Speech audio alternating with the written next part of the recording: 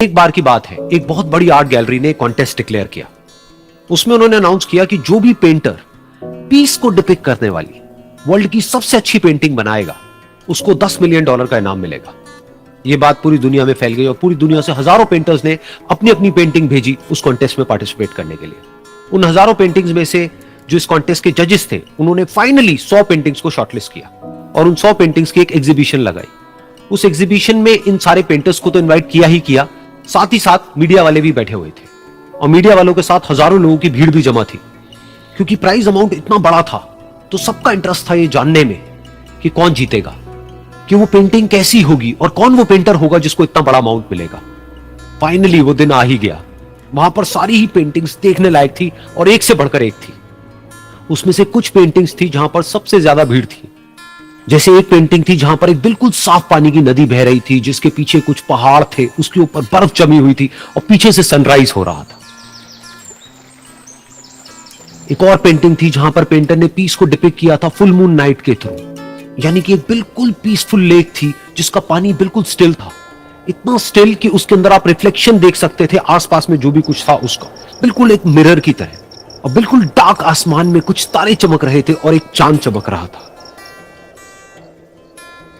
उसके अलावा एक पेंटिंग थी जिसमें बिल्कुल सफेद बादल थे, नीला आसमान था और बिल्कुल हरी हरी घास थी, यानी कि सारी ही पेंटिंग्स ऐसी जिसको देख करके ही मन शांत हो जाए। तो कॉन्टेस्ट बहुत ही टफ था क्योंकि सारी पेंटिंग्स एक से बढ़कर एक थी। तो जजेस के लिए शॉर्टलिस्ट करना कि कौन सी पेंटिंग बेस्ट है, that was very very difficult. लेकिन वो मोमेंट आ ही गया जब जजेस ने अपना माइंड मेकअप कर लिया और एक पेंटिंग को इन सारी पेंटिंग्स में से सिलेक्ट कर लिया और उस पेंटिंग को एक बड़े से कर्टेन के पीछे रख दिया। सामने वो सारे पेंटर्स बैठे हुए थे, मीडिया वाले थे और हजारों लोगों की भीड़ थी।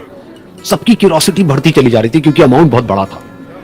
लेकिन जैसे ही वो पर्दा हटा और सामने से सबने उस पेंटिंग को देखा तो सब हैरान रह गए। सब एक दूसरे की शक्ल देखने लगे। किसी को कुछ समझ नहीं आ रहा था कि एक्चुअल में हो क्या रहा है, क्योंकि वो पेंटिंग जो वहां पर दिख रही थी वो दूर दूर तक शांति को डिपिक्ट नहीं कर रही थी। तो सबको लगा कि शायद उस आर्ट गैलरी से कोई गलती हुई है या जजेस से कोई गलती हुई है और किसी गलत पेंटिंग को वहां पे रख दिया है। तो कुछ पेंटर्स एक साथ गए, जाकर के उस आर्ट गैलरी के ओनर से मिले और जाकर के उससे पूछा कि क्या ये कोई गलती है, गलती से कहीं कोई गलत पेंटिंग तो आपने वहां पे नहीं रख दी है। तो आर्ट गैलरी वाला थोड़ा सा मुस्कुराया और बोला नहीं, ये पेंटिंग बिल्कुल ठीक है, जजेस ने इसी पेंटिंग को सिलेक्ट किया है और यही पेंटिंग आज की विनर है। सारे पेंटर्स ये जवाब सुन करके गुस्से से भर गए और सबने मिल करके रिवोल्ट कर दिया। और ये देख करके सारे मीडिया वाले अपनी अपनी जगह से खड़े हुए और भागते हुए गए उस आर्ट गैलरी के ओनर के पास में और अपने अपने माइक्स उनके मुंह के आगे कर दिए। तो अगेन वो आर्ट गैलरी का जो ओनर था वो हल्का सा मुस्कुराया और उसने कहा कि मुझे कुछ बोलने से पहले एक बार इस पेंटिंग को आप लोग ध्यान से देखिए, थोड़ा पास से देखिए, शायद आपको कुछ ऐसा नजर आए जो दूर से नजर नहीं आ रहा है। क्योंकि आप सबने एक चीज तो देख ली कि इस पेंटिंग में आंधी है, तूफान है, चारों तरफ सब कुछ तहस नहस हो रहा है, आसमान में बिजली कड़क रही है, काले बादल है, ये सब तो आपने देख लिया। लेकिन एक चीज नहीं देखी कि इस पेंटिंग में एक घर भी है। उस घर में एक छोटी सी खिड़की है जहां पर एक आदमी खड़ा हुआ है। ध्यान से जाकर के देखिए, वो जो आदमी खड़ा हुआ है और बाहर देख रहा है उस घर से, उसके चेहरे पर कोई डर नहीं है बल्कि एक हल्की सी मुस्कान है, एक ठहराव है, एक सुकून है। और यही है शांति का असली मतलब।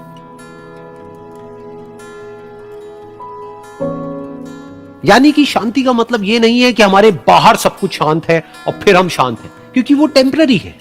असली शांति का मतलब यह है कि हमारे बाहर चाहे जो कुछ भी हो रहा हो, हम अंदर से पूरी तरह से शांत हैं, हमारा मन शांत है। क्योंकि जिसका मन शांत नहीं है उसको चाहे आप कितनी भी सुंदर से सुंदर जगह पर ले जाकर के बिठा दो, वो वहां पर भी जाकर के दुखी ही रहेगा। जरूर सुनाता हूं और बड़ी शानदार है, 100 बार सुना चुका हूं। 101वीं बार कौन सुनना चाहता है तो बताओ, है ना। तो वो एक कौवा था और कौवे को तकलीफ क्या थी जानते हैं? कौवे का रंग क्या होता है? अरे वाह, मुझे तो pता ही नहीं था यार, क्या बात बताई तुमने मुझको, धन्य हो गया मैं। कहां है तुम्हारे चरण में धूं। तो कौवा काला था, मजा आया सुन के। साधु निकले, साधु के गाल पे एक मोती टपका पानी का। तो साधु ने चेहरा उठा के ऊपर देखा तो कौवा रो रहा था। साधु ने बोला रोता क्यों है? तो उसने बोला रो नहीं तो क्या करूं, ये जीवन दिया, काला बनाया, रंग है। साधु ने बोला खुश नहीं है? बिल्कुल नहीं। क्या तकलीफ? बोले तकलीफ है, तकलीफ जिसके घर पे बैठूं काव काव करो लोग उड़ाएं, कोई पालता है हमको? आज तक आपने देखा किसी कौवे को किसी ने पाल के खाना खिलाया, 2 रोटी खिलाई? श्राद्ध पे काम आता हूं बोले, झूठा खिलाते हैं मुझको, और तुम चाहते हो क्या बनाए? ये क्या बनाया बोलो? तो साधु बोला क्या बनना चाहता है अगर दोबारा मौका मिले? बनाता हूं चला आज। उसने बोला अगर जिंदगी में मौका मिला दोबारा बनने का तो हंस बनना पसंद करूंगा। क्या जबरदस्त सफेद रंग, शांति का प्रतीक।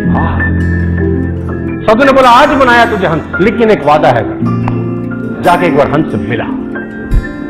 उससे मिल तो अब भागा भागा गया। हंस भाई क्या मस्त रहता ना तू, क्या रंग तुझे भगवान ने दिया, हाय हाय हाय। पानी में पैडल मारता, किसी को पता ही नहीं चलता कि चल रहा है। क्या सफेद सफेद रंगपन का देख काला, कितना खुश रहता होगा। हंस बोला कौन बोला रे तुझको? You are not happy? Not at all. बोले तुझको क्या तकलीफ है? बोले कोई रंग है, सफेद रंग, मौत के बाद का रंग है। लोग तस्वीर खींचते हैं पानी में मेरी, साला पता ही नहीं चलता पानी खींच रहे हैं मेरी खींच रहे हैं, सफेद मिल जाता हूं, फोटो में आता ही नहीं हूं किसी की। तो ये कोई रंग है? बोले खुश नहीं है? बोले बिल्कुल। तो दोनों आए, बाबा मामला गड़बड़। तो बाबा हंस से पूछे तेरे हिसाब से? बोले महाराज एक मौका दे दो बनने का। उसने पूछा क्या बनना चाहता है? बोलता पैरट बना दो सर बस।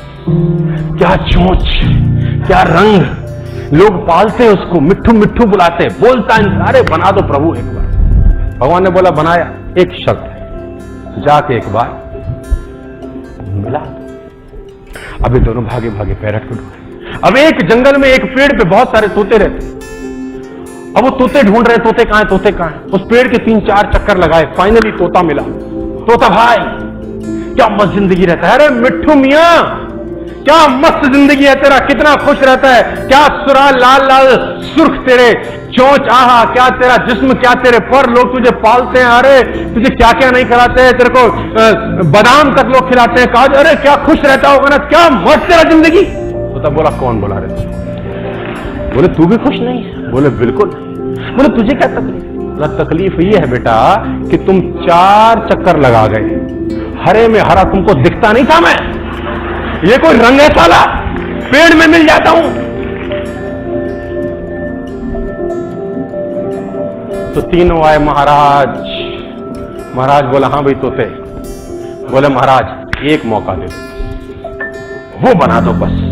क्या बनना चाहते? पीकॉक बना। क्या नेशनल बर्ड है हमारा, क्या मस्त है यार। ओए होए। महाराज ने बोला तीनों को बनाता हूं अभी, लेकिन शर्त वही है एक बार जाके। अब तीनों भागे भागे गए, मोर ढूंढे, और मोर के पास जाके बोले मोर क्या जिंदगी दिया ईश्वर ने तुझको, देख आहा तेरे पर जब खुलते हैं ना बाबू, लोग इंतजार करते हैं उसका, तस्वीरें खींचते हैं, नेशनल बर्ड है तू। होए होए होए, तेरे नाचने के इंतजार में जब घटा बरसती है और जब तू नाचता है, दीवाने हैं लोग तेरे, तस्वीरें लेते हैं, 1-1 घंटा चार्ज कर रहे हैं, लोग इंतजार कर रहे हैं कि कब मोर नाचेगा, घटा बरसेगी। 2-2 दिन इंतजार कर रहे हैं कि कब मोर नाचेगा, कब घटा बरसेगी और हम कब तस्वीरें खींचेंगे। और नेशनल बर्ड है, पढ़ाया जाता है तू क्लासेस के अंदर, कभी खुदा करे मौका मिले तो हम तेरे जैसा ना बन जाए, बड़ा खुश रहता होगा तू। मोर बोला कौन बोला रे तुमको? बोला तेरे को भी तकलीफ है? बोला बहुत तकलीफ है। बोला तुझको क्या तकलीफ है? मोर ने बोला ध्यान से एक आवाज सुन। आवाज कान लगा के तीर सुन। आवाज आ रही थी,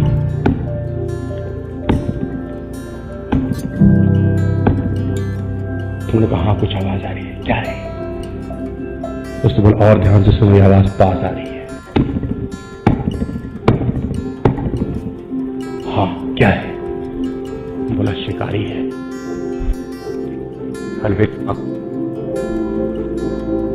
और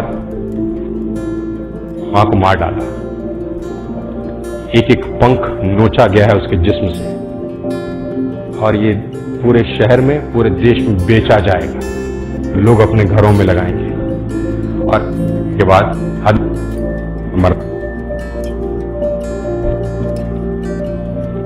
कोई जीवन है? क्यों बनना है मोर? उसने बोला खुश नहीं है। बोले अगले घंटे का पता नहीं है, कैसे खुश रहूं? उसने बोला तेरे हिसाब से फिर क्या बनना चाहिए और कौन सबसे खुश है? तो कौवे को मोर ने बोला तू। तो कौवा बोला मैं कैसे? तो मोर का जवाब सुनिए। मोर ने कौवे को कहा तूने मटन बिरयानी सुनी? कौवा बोला हाँ। चिकन बिरयानी सुनी? बोला हाँ। कौवा सुनी बिरयानी? बोला नहीं। बोला तुझे जान का खतरा है? बोला नहीं। कोई तुझे मारेगा? नहीं। तुझे किसी से तकलीफ? नहीं। किसको तुझसे तकलीफ? नहीं। मस्त जी है साला, हमें तो अगले घंटे का नहीं पता। तो तेरे से बढ़िया कौन?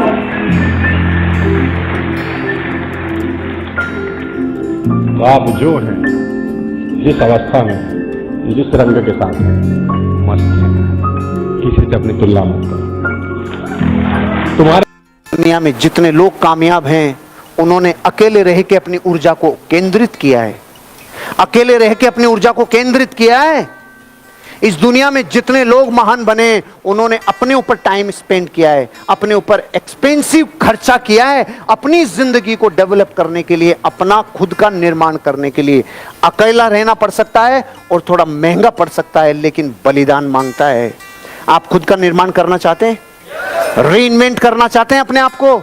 मैंने आपको 4 बजे बोला था, आप यहां से जब रात को जाएंगे तो आप वो नहीं रहेंगे जो पहले थे। इस बात का मतलब यह है, जिसने आज सीखी हुई बातों को अपने ऊपर आत्मसात कर लिया रे, वो रीइन्वेंट होगा कि नहीं होगा? महंगा पड़ सकता है कि आपका एंट्री फीस लगी हो। अकेलापन हो सकता है जब आप मार्केट में जाओगे, ना अपलाइन साथ होगा, ना डाउनलाइन, ना कंपनी, ना हार्वेस्ट, ना लीडर, और आप मार्केट में जाके धूम मचाओगे अकेला।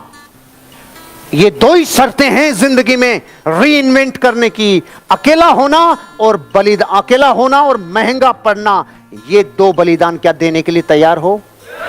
मैं कसम खा के कहता हूं, अगर कुछ दिन अकेला रहना और कुछ दिन महंगा अपने ऊपर पड़ना, ये कबूल कर लिया, एक दिन एक एक घटना रुपए देगी आपको। एक एक घटना रुपए देगी, एक एक घटना रुपए देगी। अपने बिजनेस के मालिक बनो, अपने आप को रीइन्वेंट करो। ऐसा लगना चाहिए जिस दिन आपका अपलाइन ये बोलने लग जाए उनकी टीम, जिस दिन आपका अपलाइन आपके नाम से बोलने लग जाए उनकी टीम है क्या ये, उस दिन आपकी कामयाबी मानना। जब तक आपके अपलाइन की टीम का नाम आ रहा है, समझ लो आपका अपलाइन ही न्योछावर हो रहा है। जिस दिन आपका are all stories of great failures, but it was their ability to bounce back in tough times that makes them successful. All these success stories in the world are all stories of great failures, but it was their ability to bounce back in tough times that makes them successful. You don't lead your life, sir. Your patterns are leading your life. You don't take your decisions, sir. Your patterns are influencing your decision. आपको motivation कहां से आएगा? Real source of motivation क्या होता है? एक इंसान को मोटिवेशन कहां से आता है? कैसे आप हमेशा मोटिवेटेड रहेंगे भाई साहब? देखिए, कुछ लोग बोल रहे हैं recognition, trust, happiness of achievement, containment. कुछ लोग बोल रहे हैं सक्सेस, कुछ लोग बोल रहे हैं money. If money was the motivation, then the organization which were giving highest salary should have had 0 employee turnover, but even there people are leaving. Money is not the highest motivation. If success is your motivation, जब तक success आएगा आप motivated हैं, जिस दिन success चला गया आपका motivation भी चला गया। Motivation should not be outside in, it should be inside out. It should not be outside in, it should be inside out. जब भी motivation external sources पे depend करता है, आप इतिहास नहीं रच पाएंगे।